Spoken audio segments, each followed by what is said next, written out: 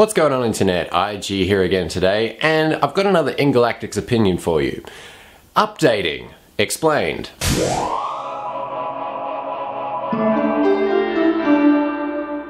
So one of the most frequent questions that I get asked on my channel is, should I upgrade to such and such a distribution, or sometimes even such and such version of software?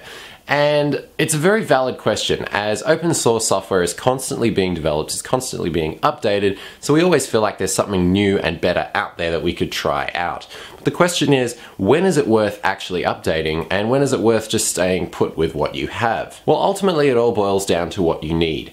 So for example, if I have a system that is working perfectly for my needs, and for my needs that would be like multimedia production, something that's stable and I can rely on to get work done in audio and video editing, then I'm going to want to stay with that. Because I need to get work done on it, I'm not really going to want to trial too many updates on it or try to upgrade it, because I might break what I already have. However, the features that might come with a more recent release of the audio and video editing software, or maybe the entire operating system, the features that come with that update might outweigh the possible issues that I might have with actually updating it, be they bugs or features that don't work as well as they used to, etc. So ultimately, when it comes to updating, you have to look at what your needs are, and if the update is going to be worth the trouble of A, updating, B, getting used to any of those new features, and C, hopefully there will not be any bugs, and if there are, obviously working around them. So probably one of the easiest and most visible examples of this is Ubuntu, because of the fact it's the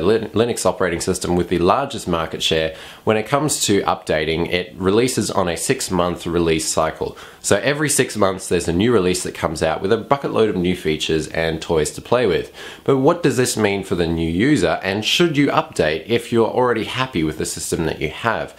Well, there's a few ways to look at this. With each new Ubuntu release, there's a kernel update. And the kernel update obviously brings more hardware support, it also brings more drivers, and it can sometimes bring better like power management, better performance, better scheduling, etc. So there can be pluses to upgrading the system just because you get an updated kernel. However, you can also update the kernel on an existing operating system, like say the long-term support release of Ubuntu. Now let's explain that really quick. Long-term support releases, of course, are those ones that have 5 years of support, but the applications and sometimes the desktop operating systems can get a little bit antiquated. Actually, as a matter of fact, that's what I'm running on this laptop here, which is the one that I do all my work on. Ubuntu 12.04 has been on that laptop now for over a year, so that just says something about how stable and reliable it is. And for the needs that I have, which is, in this instance, multimedia production, audio, video editing, etc., I need that as my go-to workstation that does not move or change unless I absolutely need it to. Because I have it finely tuned to what I need and it works perfectly for me, I'm not really too keen on updating it until I can find a system that matches my exact needs. So let's bump forward 6 months. When Ubuntu 12.10 came out, I tried it out and there was just too many bugs and not really enough features to convince me to upgrade.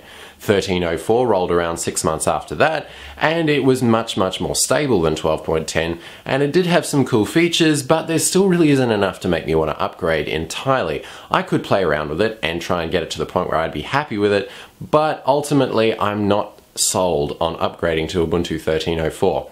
And then it comes back to you, the user. At the end of the day, updating your applications or your operating system depends on what your needs are. The tried and true method of if it ain't broke, don't fix it applies here. If you're happy with the way that your system is performing, you're happy with the collection of software that goes with it, then by all means leave it the way it is. But if the new features and the improvements that are made in more recent releases of that software or operating system are enticing enough to change, and you've trialed them out, then it might be worth updating in the end after all. In the end, do what works best for you. Nobody can tell you what is going to be best for you otherwise. So I hope that clears up any confusion that people might have about updating, and definitely let me know of any questions or comments that you might have in the comments section below, because obviously it is a big part of what we do as open source Linux users. We love new toys and we love features and improvements, but at the same time some of us need to get work done.